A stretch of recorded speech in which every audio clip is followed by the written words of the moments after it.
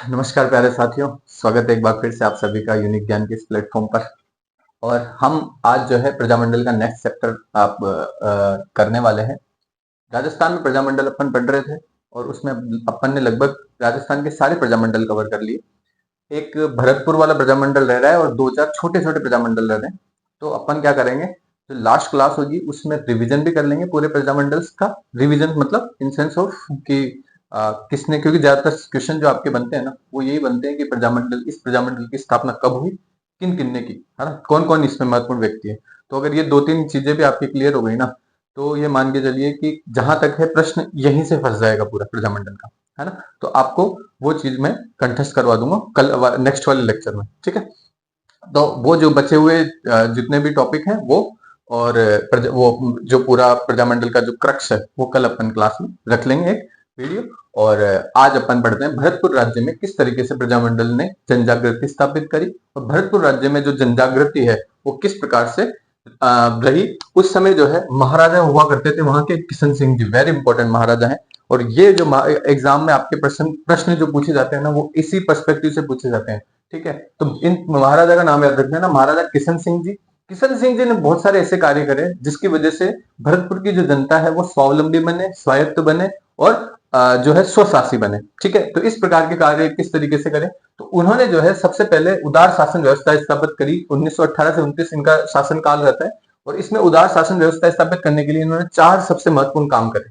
सबसे पहला जो कार्य किया इन्होंने वो था स्वायत्त शासी संस्थाओं की स्थापना, है ना। जैसे अपने नगर पालिका, नगर परिषद, और ये तो शहरों में होती है, गांव में ग्राम पंचायतें होती है, उस तरीके से इन्होंने क्या किया, बहुत सारी स्वायत्त शासी संस्थाएं गांव और नगरों में जो है स्थापित करी, ठीक है। तो सबसे पहला काम तो महाराजा किशन सिंह जी ने स्वायत्त शासी संस्थाओं की स्थापना से संबंधित किया, और स्वायत्त शासी संस्थाएं, और उसके बाद जो है इन्होंने हिंदी के प्रमोशन के लिए भी कार्य करना शुरू कर दिया। हिंदी के प्रमोशन के लिए इन्होंने राजभाषा का दर्जा दिया सबसे पहले हिंदी को, और 1927 में एक अखिल भारतीय हिंदी साहित्य सम्मेलन का आयोजन अपने यहाँ पे करवाया, ठीक है। तो भरतपुर में किस राजा के द्वारा अखिल भारतीय हिंदी साहित्य सम्मेलन का आयोजन करवाया गया था 1927 में, तो ये ऐसा प्रश्न भी आपसे पूछा जा सकता है। तो वो थे महाराजा किशन सिंह जी भरतपुर, ठीक है। तो 1927 में जब ये सम्मेलन होगा तो उसके अध्यक्ष बनाए जाएंगे महान इतिहासकार जीएच ओझा को, ठीक है। तो वेरी इंपॉर्टेंट बात ये ध्यान रख लेना कि अखिल भारतीय हिंदी साहित्य सम्मेलन की अध्यक्षता कौन करेंगे, राजस्थान के जीएच ओझा। इसमें कौन कौन शामिल होंगे, टैगोर आएंगे, ठीक है। इसके अलावा मालवीय जी आएंगे और इसके अलावा बजाज जी आएंगे। तो महत्वपूर्ण विभूतियां जो इसमें शामिल हुई उनमें टैगोर सबसे पहला नाम तो रविन्द्रनाथ टैगोर, और मदन मोहन मालवीय और जमनालाल बजाज। तो ये महान विभूतियां जो है अखिल भारतीय हिंदी साहित्य सम्मेलन में शामिल होगी 1927 में। तो बहुत महत्वपूर्ण प्रश्न यहाँ से बन जाता है एक। फिर उस समय जो है आर्य समाज का काफी अच्छा ठीक ठाक इंपैक्ट पड़ने लगा था इस क्षेत्र में। तो इस क्षेत्र में भी जो है शुद्धि आंदोलन चला है, और शुद्धि आंदोलन के तीन चार कैरेक्टर्स के नाम आप याद रख लेना, क्योंकि आपसे पूछा जाता है कि भरतपुर में शुद्धि आंदोलन से संबंधित व्यक्ति कौन थे। तो इसमें एक नाम है ठाकुर देशराज का, एक नाम है रेवती शरण का, और एक नाम है सावंतमल चतुर्वेदी। तो रेवती शरण शर्मा, सावंतमल चतुर्वेदी और ठाकुर देशराज, ये तीन नाम याद रख लेना। इस विशेषतः ठाकुर देशराज का नाम तो आप कंठस्थ कर लेना, है ना, ये आगे भी आएंगे बहुत सारी चीजों में। तो ठाकुर देशराज जो है शुद्धि आंदोलन से संबंधित थे। किससे संबंधित थे, शुद्धि आंदोलन से संबंधित थे। तो इनको भी प्रश्रय किन्होंने दिया, महाराजा किशन सिंह जी ने दिया, ठीक है। तो उसके बाद क्या हुआ, उत्तरदायी शासन की स्थापना से संबंधित भी यहाँ पे कार्य हुए। उत्तरदायी शासन की स्थापना से संबंधित कार्य के लिए 15 सितंबर 1927 को इन्होंने उत्तरदायी शासन को स्वीकार कर लेंगे। तो ऐसे महाराजा किशन सिंह जी थे जिन्होंने उत्तरदायी शासन को स्वीकार कर लिया, और सारे शासनाधिकार जो है, एक इनके दीवान हुआ करते थे उस समय मैकेंजी, ये इनका ब्रिटिश शासन से कोई लेन देना नहीं है, ध्यान रख लेना। तो मैकेंजी एक तरीके से इनके दीवान हुआ करते थे, और ये जो दीवान है ये बहुत लिबरल दीवान हुआ करते थे मैकेंजी। तो इस वजह से इन्होंने क्या किया, अपने दीवान को जो है सारा कार्यभार सौंप दिया कि आप जो है स्वायत्त शासी बनाओ हमारे भरतपुर राज्य के जितने भी लोग हैं उनको, और उनके लिए, उनके अच्छे के लिए कार्य करो। तो मैकेंजी को सारा शासनाधिकार दे दिया इन्होंने उत्तरदायी शासन के तहत 15 सितंबर 1927। इसलिए महाराजा किशन सिंह जी का नाम जो है भरतपुर में जनजागृति में इनका नाम अमर हो गया। तो ये चार चीजें आप याद रख लोगे महाराजा किशन सिंह जी की, है ना। इससे ज्यादा आपसे प्रश्न ज्यादा पूछे नहीं जाएंगे, ठीक है। तो अब भरतपुर प्रजामंडल पढ़ेंगे। तो भरतपुर प्रजामंडल से पहले भी कुछ संस्थाएं थी स्थापित। तो पहले की संस्थाओं में तीन संस्थाओं का नाम सबसे महत्वपूर्ण है। एक तो हिंदी साहित्य समिति का नाम है, एक भरतपुर राज्य प्रजा संघ का नाम है, और भरतपुर कांग्रेस मंडल का नाम है। तो हिंदी साहित्य समिति, ये हिंदी का जो है ये नागरिक प्रचारणी का एक तरीके से पार्ट है। और हिंदी साहित्य समिति 1912 में स्थापित करी गई भरतपुर में, और ये जगन्नाथ दास अधिकारी नाम के व्यक्ति द्वारा चलाया जा रहा है। ठीक है, ये संगठन किसके द्वारा चलाया गया था? ये चलाया गया था जगन्नाथ दास अधिकारी, वेरी इंपॉर्टेंट। ठीक है, इन्होंने जो है जगन्नाथ दास अधिकारी ने 1920 में एक न्यूज़पेपर भी निकाला था दिल्ली से, वैभव नाम था उस न्यूज़पेपर का। क्या नाम था? वैभव। और जगन्नाथ दास अधिकारी हिंदी साहित्य समिति भरतपुर के जो है संस्थापक भी थे। इसके अलावा एक भरतपुर राज्य प्रजा संघ की स्थापना हुई थी 1928 में। ठीक है, 1928 में भरतपुर राज्य प्रजा संघ जो है ये गोपीलाल यादव और इसके सचिव बनाए गए थे देशराज, है ना। तो ये अध्यक्ष थे कौन थे इसके? गोपीलाल यादव। 1928 में बनता है संगठन और सचिव इसके थे देशराज। तो ये दोनों नाम भी महत्वपूर्ण है भरतपुर राज्य प्रजा संघ से संबंधित। फिर एक और संस्था बनती है भरतपुर कांग्रेस मंडल, और ये 1937 में बनती है संस्था। कब बनती है? 1937 में भरतपुर कांग्रेस मंडल। और ये जो है कांग्रेस की एक तरीके से आप मान सकते हो एक विंग आप कह सकते हो भरतपुर राज्य में। ठीक है, तो दो एक वेरी इंपॉर्टेंट नाम याद रख लेना, है ना। गोकुल चंद वर्मा का नाम। ठीक है, तो गोकुल चंद वर्मा को शेर भरतपुर और भीष्म पितामह भी कहते हैं। ठीक है, तो ये नेहरू जी से बहुत ज्यादा इन्फ्लुएंस थे। तो नेहरू जी की प्रेरणा से इन्होंने भरतपुर कांग्रेस मंडल 1937 में स्थापित करी है। बहुत महत्वपूर्ण है गोकुल चंद वर्मा का नाम, है ना। तो भरतपुर कांग्रेस मंडल की स्थापना किसने करी थी? गोकुल चंद वर्मा ने करी थी। ठीक है, एक और व्यक्ति है इनमें जुड़े हुए, गौरीशंकर मित्तल। ठीक है, तो दो नाम याद रख लेना, गोकुल चंद और गौरीशंकर मित्तल। ठीक है, तो गोकुल चंद को तो शेर भरतपुर भी कहा जाता है, भरतपुर का शेर, और भीष्म पितामह। ठीक है, तो ये दोनों उपाधियां किसके? गोकुल चंद वर्मा की। ठीक है, तो ये प्रश्न आपसे इससे पूछा जाएगा। अब आते हैं भरतपुर प्रजामंडल में। 1938 में प्रजामंडल की स्थापना हो जाती है ना। रेवाड़ी में होती है। एक और प्रजामंडल है जो राजस्थान से बाहर स्थापित हो रहा है। बीकानेर वाला अपन ने देख लिया था, एक ये भरतपुर वाला भी देख लेना, है ना। तो भरतपुर की भी स्थापना कहां हो रही है? रेवाड़ी में हो रही है। ठीक है, रेवाड़ी में हो रही है। जुगल किशोर चतुर्वेदी एक महान क्रांतिकारी हुआ करते, उस समय जो है रेवाड़ी भरतपुर राज्य के अंदर ही आता था। ठीक है, तो भरतपुर राज्य के अंदर ही आ रहा है रेवाड़ी। तो जुगल किशोर चतुर्वेदी के घर में, जिनको राजस्थान का नेहरू भी कहते हैं अपन। ठीक है, क्या कहते हैं? राजस्थान का नेहरू किसको कहते हैं? जुगल किशोर चतुर्वेदी को। 1938 में भरतपुर प्रजामंडल की स्थापना होगी रेवाड़ी में, और इसके संस्थापक थे किशन लाल जोशी। वेरी इंपॉर्टेंट नाम याद रख लेना, किशन लाल जोशी। ये किशन लाल जोशी वही है जो शेखावटी किसान आंदोलन में भी थे, नमक सत्याग्रह में भी थे। ठीक है, अपन ने किसान आंदोलन में बहुत डिटेल में देखा है किशन लाल जोशी का भी योगदान, है ना। तो शेखावटी किसान आंदोलन से भी जुड़े हुए व्यक्ति थे। इसके संस्थापक कौन बने? किशन लाल जोशी। एक इनके अध्यक्ष जो कौन बनाए गए थे? पहले अध्यक्ष बनाए गए थे इनके गोपीलाल यादव। तो सबसे महत्वपूर्ण पॉइंट ये है यहाँ पे, है ना। तो गोपीलाल यादव जो है इसके अध्यक्ष बनाए जा रहे हैं सबसे पहले। और कुछ अन्य नेता भी इसमें शामिल थे, एक तो मास्टर आदित्यचंद और मास्टर फकीरचंद। तो आपसे प्रश्न ये पूछा जाता है कि मास्टर आदित्यचंद और मास्टर फकीरचंद का संबंध किस प्रजामंडल आंदोलन से है? तो वो कौन सा है? भरतपुर प्रजामंडल आंदोलन। ठीक है, तो 1938 में ये बनाया गया था, और इसके तहत जो है बहुत सारे अधिवेशन बाद में होंगे, क्योंकि ये सुसुप्त पड़ा है। 1938 में बन गया, लेकिन इसका पहला अधिवेशन जो हो रहा है बयाना में हो रहा है 45 में। इससे पहले कुछ सम्मेलन होंगे, कुछ अलग अलग इंस्टीट्यूशन से बनेंगे, तो उस पर भी एक बार चर्चा कर लेते हैं। इनके अधिवेशनों को अपन देखते हैं नेक्स्ट में, है ना। तो पहले सबसे पहला एक संगठन बना ब्रज जया प्रतिनिधि समिति। ठीक है, ये एक ऐसी समिति थी, एक ऐसी सभा थी जो 1942 में स्थापित होती है। इसमें लगभग ये जो है राजा की तरफ से बनाई गई है। ठीक है, राजा की तरफ से बनाई गई है ये समिति। ठीक है, तो ब्रज जया प्रतिनिधि समिति ये एक तरीके से स्वायत्त, ये अपना उत्तरदायी शासन जो है उसको स्थापित करने की तरफ से राजा की पहल है अपनी तरफ से। ठीक है, तो इसका 1942 में जो है स्थापना की गई। 50 सदस्य थे इसमें टोटल। ठीक है, तो कितने सदस्य थे इसमें ब्रज जया प्रतिनिधि सभा में? 50 सदस्य थे। और 50 सदस्य में से 13 तो राजा खुद चुनेगा, और 37 जो बाकी बचे वो जनता से चुनकर आएंगे। ठीक है, तो ये बहुत महत्वपूर्ण संस्था है। ब्रज जया प्रतिनिधि समिति किसने चुनी? राजा ने चुनी, 1942 में चुनी भरतपुर महाराज ने।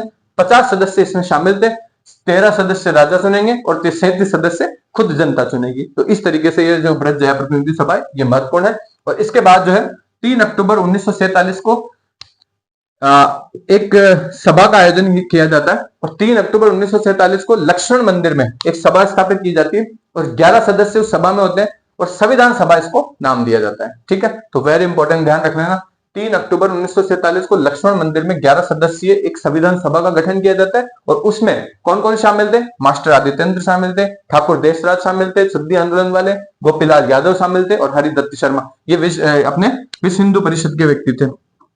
ठीक है, तो हिंदू महासभा के, है ना, हिंदू महासभा के व्यक्ति थे कौन? हरिदत्त शर्मा, हिंदू महासभा। तो ये संगठनों से संबंधित व्यक्ति जो है इस समय संविधान सभा में बैठते हैं, और लगभग 11 सदस्य इसमें नॉमिनेट किए जाते हैं, और लक्ष्मण मंदिर पर यह सभा आयोजित की जाती है। ठीक है, इसके बाद पट्टाभी सीतारामैया का एक स्टेटमेंट फेमस है कि सामंत युग का अंत और प्रजातंत्र का उदय हुआ है, अब जनता का राज होगा। ये संविधान सभा बन गई ना इनकी, तो इसलिए ये स्टेटमेंट किसका है, पट्टाभी सीतारामैया का। वेरी इंपॉर्टेंट, याद रख लेना नाम है।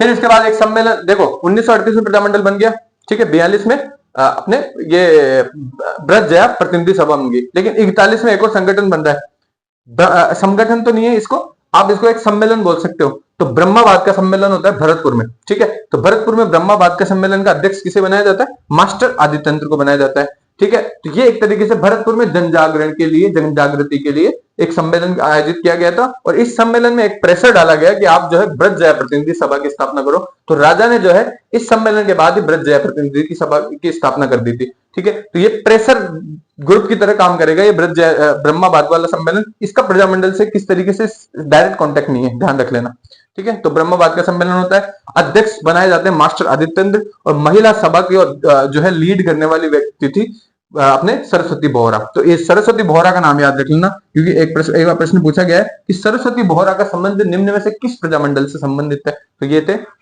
भरतपुर प्रजामंडल से संबंधित, है ना। या फिर ये भी पूछ लेंगे कि कहां पे जो है जन जागृति का काम भरतपुर प्रजामंडल, यहाँ पे सरस्वती बोहरा ने किया था, तो भरतपुर में किया था, ठीक है। अब अपन देखते हैं नेक्स्ट कि कुम्हेर सम्मेलन हुआ था 1944 में। कुम्हेर सम्मेलन हुआ है 1944, ये भी भरतपुर में पड़ता है, अपने सब भरतपुर में पढ़ रहे हैं, है ना। तो कुम्हेर सम्मेलन हुआ है 1944 में, ये भी प्रजामंडल संबंधित नहीं है।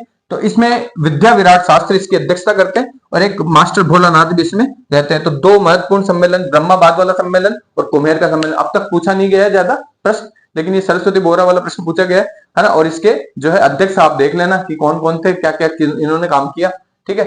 तो अब जो है अपन भरतपुर प्रजामंडल के बारे में पढ़ते हैं। तो भरतपुर प्रजामंडल के दो अधिवेशन फेमस हुए, है ना। एक तो बयाना का अधिवेशन, जो पहला अधिवेशन था 1945 में होता है, एक दूसरा कामा का अधिवेशन इसके नेक्स्ट ईयर, ठीक है। तो 1945 में बयाना का अधिवेशन होता है, पहला अधिवेशन 23 मई और 24 मई को होता है। कन्हैयालाल वकील नाम के एक व्यक्ति हुआ करते थे, वो जो है इसको लीड करते हैं एक तरीके से। और 23-24 मई को ये देखो, अब ये तीन व्यक्तियों को नाम आप महत्वपूर्ण याद रख लेना, ये तीनों जो है बाहर से आ रहे हैं लीडर्स, ठीक है। तो पहले अधिवेशन बयाना में कन्हैयालाल वकील, जयनारायण व्यास और मोहनलाल सुखाड़िया, तीन व्यक्ति आएंगे। तो जयनारायण व्यास ने इस समय जो है एक मुद्दा उठाया था वयस्क मताधिकार का। बहुत महत्वपूर्ण प्रश्न यहां से बनता है कि निम्न में से किसने भरतपुर के बयाना अधिवेशन में, भरतपुर प्रजामंडल के बयाना अधिवेशन में वयस्क मताधिकार का मुद्दा उठाया था, है ना। अब कोई व्यक्ति कल्पना भी नहीं कर सकता कि जयनारायण व्यास जोधपुर से आके यहां पर ये मुद्दा उठा रहे हैं अपने वयस्क मताधिकार का। तो बहुत महत्वपूर्ण प्रश्न यहां से बन जाता है। तो बयाना अधिवेशन इंपॉर्टेंट है, जयनारायण व्यास जी वयस्क मताधिकार का मुद्दा उठाएंगे, ठीक है। और इसके अगले दिन ही एक और सम्मेलन होता है, इसी बयाना अधिवेशन का पार्ट है, और ये सत्यदेव विद्यालंकार के नेतृत्व में छात्र सम्मेलन होता है और बसंती देवी के नेतृत्व में महिला सम्मेलन होता है। तो दोनों के भी नाम याद रखते हैं ना, वेरी इंपॉर्टेंट है ना। ये बयाना सम्मेलन में दो सम्मेलन होते हैं, एक तो छात्रों का सम्मेलन होता है जिसको कौन लीड कर रहा है, सत्यदेव विद्यालंकार, ठीक है। ये हिंदी के बहुत बड़े नामी व्यक्ति माने जाते हैं, सत्यदेव विद्यालंकार छात्र सम्मेलन को लीड करेंगे, और महिला सम्मेलन को लीड करने वाली थी बसंती देवी। तो बहुत महत्वपूर्ण, दोनों नाम याद रख लेना आप, है ना, ठीक है। तो बयाना अधिवेशन में इतना ही। फिर इसके बाद कामा में अधिवेशन होता है, ये भी भरतपुर में पड़ता है अपने, 1946 में अधिवेशन होता है पट्टाभी सीतारामैया के नेतृत्व में। मतलब चार जने जो बाहर से आएंगे वो कौन कौन है, पट्टाभी सीतारामैया है, अपने धौलपुर प्रजामंडल के व्यक्ति थे कृष्णदत्त पालीवाल, तो धौलपुर से ये लोग ये भी आ जाएंगे, ठीक है। तो पट्टाभी सीतारामैया हो गया, धौलपुर के कृष्णदत्त पालीवाल हो गए, मेवात आंदोलन से संबंधित है हाफिज उर रहमान और जियाउल हसन, तो ये लोग भी इसमें शामिल होंगे। तो कामा अधिवेशन में कौन कौन लोग शामिल हुए थे, पट्टाभी सीतारामैया हुए थे, कृष्ण दत्त पालीवाल हुए थे, हाफिज उर रहमान और जियाउल हसन, ये सब लोग जो है शामिल हुए, भारत के नामी ग्रामी व्यक्ति हैं, ठीक है। तो ये भी ध्यान रख लेना। फिर एक पूर्वी राजस्थान सम्मेलन होता है 1938 में, ये प्रजामंडलों से बिल्कुल संबंधित नहीं है, लेकिन इनका संबंध जो है कि पूर्वी राजस्थान में अपन राजनीतिक चेतना किस तरीके से स्टेब्लिश कर सकते हैं, है ना। ऐसा प्रश्न पूछा नहीं गया है अभी तक, लेकिन भविष्य में काफी उम्मीदें हैं, क्योंकि इसमें जो है इन पूर्वी राजपूताना के जितने भी स्टेट है ना, उनसे संबंधित एक कमेटी बन रही है, तो वो महत्वपूर्ण हो जाती है। तो पूर्वी राजस्थान सम्मेलन अपना आगरा में आयोजित होता है। कहाँ आयोजित हो रहा है, आगरा में आयोजित हो रहा है, ठीक है। फतेहपुर सीकरी में, कहां हो रहा है, फतेहपुर सीकरी में आयोजित हो रहा है। और 1938 में एक ये राजनीतिक सम्मेलन है कि अपन जो है राजनीतिक जागृति किस प्रकार जो है पूर्वी राजस्थान के जो जितने भी अपने बड़े स्टेट है, भरतपुर हो गया, अलवर हो गया, करौली हो गया, दौसा हो गया, इन क्षेत्रों में जो है किस प्रकार से जो है राजनीतिक चेतना जगा सकते हैं, इस वजह से एक सम्मेलन आयोजित किया जाता है। और ये सम्मेलन के अध्यक्ष हुआ करते थे उस समय समाजवादी व्यक्ति हैं, है ना, कम्युनिस्ट व्यक्ति हैं, एम एन रॉय, ठीक है। तो एम एन रॉय की अध्यक्षता में यह सम्मेलन आयोजित होता है और इसमें जो है एक समिति का निर्माण होता है, पूर्वी राजपूताना राज्य परिषद समिति। वेरी इंपॉर्टेंट समिति है पूर्वी राजपूताना राज्य परिषद समिति, जिसमें लगभग 15 सदस्य हुआ करते थे। इसके सचिव हुआ करते थे बिहारी लाल मोदी और इसका जो हेडक्वार्टर या मुख्यालय बनाया गया था वो बनाया गया था अपने आगरा में। तो ये 3-4 इंफॉर्मेशन बहुत महत्वपूर्ण है जो याद रख लेना आप, कि पूर्वी राजस्थान सम्मेलन का आयोजन करते हैं ये फतेहपुर सीकरी में 1938 में, और अध्यक्ष बनाया जाता है एम एन रॉय को, मानवेंद्र नाथ रॉय को, है ना। कम्युनिस्ट माने जाते हैं और ये कांग्रेस के बहुत बड़े बाद में लीडर बन के आए हैं एम एन रॉय, ठीक है। फिर पूर्वी राजपूताना राज्य परिषद समिति का एक निर्माण करते हैं ये लोग और 15 सदस्यीय इस समिति में सचिव बनाए जाते हैं बिहारी लाल मोदी और इसका हेडक्वार्टर बनाया जाता है आगरा में, ठीक है। तो आगरा से संचालित होता था। तो ये था अपना भरतपुर में जन जागृति का पूरा फेज। एक बार फिर से फिर एक इसमें प्रमुख दिवस भी रह गए। प्रमुख दिवस में है ना 5 दिवस याद रख लेना। जापान विजय दिवस मनाएंगे 16-17 अगस्त 1945 को, और ये जो है वो उस समय जो है भरतपुर महाराजा की एक नेतृत्व में एक टुकड़ी जाती है जापान में, है ना। तो अब जापान में हिरोशिमा नागासाकी में बम पड़ गए तो 16-17 अगस्त को भाई जापान जीत गए, तो इस वजह से जो है जापान विजय दिवस मनाते हैं यहाँ पे लोग। फिर इंडोनेशिया दिवस भी मनाते हैं। ऐसे ही एक टुकड़ी इंडोनेशिया में गई थी तो वो भी 28 अक्टूबर 1945 को इंडोनेशिया में भी एक तरीके से आप जो है जापानियों से मुक्त करवा देती है उनको, इंडोनेशिया को। तो इस वजह से ये भी इंडोनेशिया दिवस मनाया जाता है यहाँ पर। फिर राज बहादुर दिवस मनाया जाता है 9 नवंबर 1945 को। भरतपुर दिवस मनाया जाता है 28 जनवरी 1947 को। बेगार विरोधी दिवस मनाया जाता है 5 फरवरी 1947 को। तो बेगार विरोधी दिवस महत्वपूर्ण है। बेगार विरोधी दिवस एक रमेश कुमार स्वामी नाम के व्यक्ति हुआ करते थे भूसावर के, है ना। उन्होंने जो है बेगार के खिलाफ जो है बेगार देने से मना कर देते हैं ये लोग, ठीक है। तो रमेश कुमार स्वामी अकेले, इस पर जो है बस चढ़ा दी जाती है, बस चढ़ाते ही जो है इनकी हत्या कर दी जाती है और इस वजह से जो है बेगार विरोधी दिवस मनाया जाता है भरतपुर प्रजामंडल द्वारा 5 फरवरी 1947 को, ठीक है। ये अपने भूसावर के हुआ करते थे। ऐसा प्रश्न पूछा गया निम्न में से कौन से क्रांतिकारी शहीद हुए थे, है ना। तो इनका नाम भी आता है, रमेश कुमार स्वामी का भी कई बार प्रश्न पूछा गया है ऐसा, ठीक है। तो ये भविष्य में भी संभावना है ठीक ठाक रह जाती है। चलिए भरतपुर में जनजागृति के बारे में एक बार फटाफट से रिवीजन कर लेते हैं। महाराजा किशन सिंह जी ने 4-5 काम बहुत अच्छे कराए उदार शासन व्यवस्था स्थापित करने की दृष्टिकोण से। इन्होंने स्वायत्त शासित संस्थाएं गांव और शहरों में निर्माण करवाया। राजभाषा का दर्जा दिया किसको, हिंदी को, और हिंदी को राजभाषा का दर्जा देने के लिए 1927 में अखिल भारतीय हिंदी साहित्य सम्मेलन आयोजित करवाया, जिसके अध्यक्ष गौरीशंकर हीराचंद ओझा और टैगोर मालवीय जी और बजाज जी भी यहाँ पर शामिल होते हैं। शुद्धि आंदोलन चलाया था ठाकुर देशराज जी ने, ठाकुर देशराज जी, रेवती शरण शर्मा, सावंतमल चतुर्वेदी, इन सबको जो है प्रश्रय भी किसने दिया था, महाराजा किशन सिंह जी ने दिया था। उसके बाद उत्तरदायी शासन की स्थापना भी करी महाराजा ने और उन्होंने जो है अपने संपूर्ण शासनाधिकार मैकेंजी को सुपुर्द कर दिए थे। तो ये एक इनकी तरफ से जो है इन्होंने कार्य किए। इससे पहले भरतपुर प्रजामंडल की स्थापना हो उससे पहले कुछ पूर्ववर्ती संस्थाएं भी थी, जो 3 महत्वपूर्ण पूर्ववर्ती संस्थाएं थी। एक तो हिंदी साहित्य समिति 1912 में स्थापित हुई थी जगन्नाथ अधिकारी द्वारा, है ना। इन्होंने जगन्नाथ अधिकारी ने एक न्यूज़पेपर भी निकाला था वैभव नाम से दिल्ली में, है ना, 1920 में। फिर भरतपुर राज्य प्रजा परिषद संघ की स्थापना होती है 1928 में। अध्यक्ष बनाए जाते हैं गोपीलाल यादव, उसके सचिव होते हैं देशराज जी। इसके बाद भरतपुर कांग्रेस मंडल 1937 में संस्थापक थे 2 व्यक्ति, गोकुलचंद वर्मा और गौरीशंकर मित्तल। गोकुलचंद वर्मा को राजस्थान का अपने नेहरू की प्रेरणा से इन्होंने जो है ये गोकुलचंद वर्मा द्वारा बनाया गया था। इनको शेर भरतपुर और भीष्म पितामह 2 उपाधियां दी जाती है। इसके बाद जो है भरतपुर प्रजामंडल के बारे में देखते हैं। 1938 में बनता है राजस्थान के नेहरू जुगल किशोर चतुर्वेदी के घर पे बनता है रेवाड़ी में, ठीक है। तो राजस्थान से बाहर बनने वाला ये दूसरा प्रजामंडल था और इसके संस्थापक जो है किशन लाल जोशी हुआ करते थे, जो शेखावटी किसान आंदोलन और नमक सत्याग्रह से भी संबंधित थे। इसके अध्यक्ष गोपीलाल यादव को बनाया जाता है और मास्टर आदित्येंद्र और फकीर चंद भी इसमें शामिल होते हैं, ठीक है। फिर एक संगठन बनाया जाता है राजा द्वारा, संगठन नहीं एक तरीके से संसद बनाई जाती है भरतपुर राज्य की, जिसको ब्रज जया प्रतिनिधि समिति कहते हैं, ठीक है। तो वो राजा द्वारा बनाई जाती है, 1942 में बनाई जाती है। 50 सदस्य नॉमिनेट किए जाते हैं। नॉमिनेट नहीं कह सकते क्योंकि 13 राजा के द्वारा नॉमिनेट हो रहे हैं और बाकी 37 जो है जनता द्वारा चुने जा रहे हैं, ठीक है। तो इसमें 13 ही नॉमिनेट होंगे और 37 जो है चुने जाएंगे जनता द्वारा। 3 अक्टूबर 1947 को लक्ष्मण मंदिर में जो है 11 सदस्यीय एक समिति बनाई जाती है, जिसको संविधान सभा कहा गया। और संविधान सभा में मास्टर आदित्येंद्र, ठाकुर देशराज, गोपीलाल यादव और हरिदत्त शर्मा ये सब शामिल होते हैं। पट्टाभी सीतारामैया संविधान सभा के बाद गठन के बाद ये स्टेटमेंट देते हैं कि सामंती युग का अंत हो गया है, प्रजातंत्र का उदय हुआ है और अब जनता का राज होगा। तो महत्वपूर्ण बात है। फिर ब्रह्माबाद में सम्मेलन होता है 1941 में मास्टर आदित्येंद्र की अध्यक्षता में, और सरस्वती जो बोहरा हुआ करती थी उस समय वो महिला सभा को जो है नेतृत्व देती है। इसके बाद जो है कुम्हेर का सम्मेलन होता है 1944 में। विद्या विराट शास्त्री और मास्टर भोलानाथ के जो है नेतृत्व में ये सम्मेलन का आयोजित किया जाता है। ठीक है, इसके बाद इनके प्रजामंडल के अधिवेशन शुरू हो जाते हैं। 1938 में शुरू होता है, लेकिन 45 में पहला अधिवेशन होता है बयाना में। और 24 मई को 3 व्यक्ति आते हैं भारत के प्रोमिनेंट, कन्हैयालाल वकील, जयनारायण व्यास और मोहनलाल सुखाड़िया। जयनारायण व्यास जो है वयस्क मताधिकार का मुद्दा उठाते हैं। इसके बाद 25 मई वाला जो दिन है उसमें सत्यदेव विद्यालंकार का छात्र सम्मेलन होता है। सत्यदेव विद्यालंकार छात्र सम्मेलन को लीड करेंगे और बृहस्पति देवी अपने महिला सम्मेलन को लीड करेंगी। फिर उसके बाद कामा अधिवेशन होता है 1946 में। 4 व्यक्ति इंपोर्टेंट आते हैं, अपने पट्टाभी सीतारमैया आते हैं राष्ट्रीय कांग्रेस से, कृष्णदत्त पालीवाल धौलपुर प्रजामंडल से आते हैं, हाफिजुर रहमान और जियाउल हसन अपने मेवात वाले जो किसान आंदोलन थे या फिर मेवात वाले जनजागृति जो क्षेत्र है उनमें से ये आते हैं यहाँ पर। ठीक है, कामा अधिवेशन में, तो ये भी महत्वपूर्ण हो जाता है। फिर पूर्वी राजस्थान सम्मेलन आगरा में आयोजित किया जाता है। 1938 में राजनीतिक सम्मेलन होता है, फतेहपुर सीकरी में आयोजित किया जाता है। अध्यक्ष बनेंगे इसके एम एन रॉय, मानवेंद्र नाथ रॉय। पूर्वी राजपूताना राज्य परिषद समिति की स्थापना की जाती है जिसमें 15 सदस्य हुआ करते थे। सचिव जो है बिहारी लाल मोदी को बनाया जाता है और इसका हेडक्वार्टर आगरा में रखा जाता है। इसके बाद जो है प्रमुख दिवस के बारे में बात करेंगे तो 5 प्रमुख दिवस मनाए गए थे। जापान विजय दिवस 16-17 अगस्त 1945 को, इंडोनेशिया दिवस 28 अक्टूबर 1945 को, राज बहादुर दिवस 9 नवंबर 1945, भरतपुर दिवस 28 जनवरी 1947, बेगार विरोधी दिवस 5 फरवरी 1947। रमेश कुमार स्वामी भूसावर वालों का नाम याद रख लेना, क्योंकि जो है ये इन्होंने बेगार विरोधी जो है आंदोलन चलाया था एक तरीके से, और बस चढ़ाकर इनकी जो है इनकी हत्या कर दी गई थी। रमेश कुमार स्वामी का नाम याद रख लेना। ठीक है, तो ये था आज का भरतपुर का प्रजामंडल।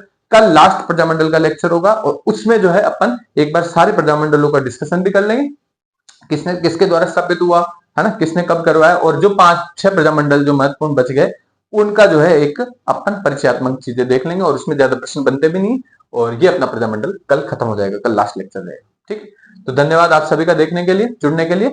और जो है आपको हमारे लेक्चर्स किस तरीके से लग रहे हैं वो भी आप बता दीजिएगा, और अपन नेक्स्ट क्लास में मिलते हैं। आप सभी का धन्यवाद कीमती समय देने के लिए।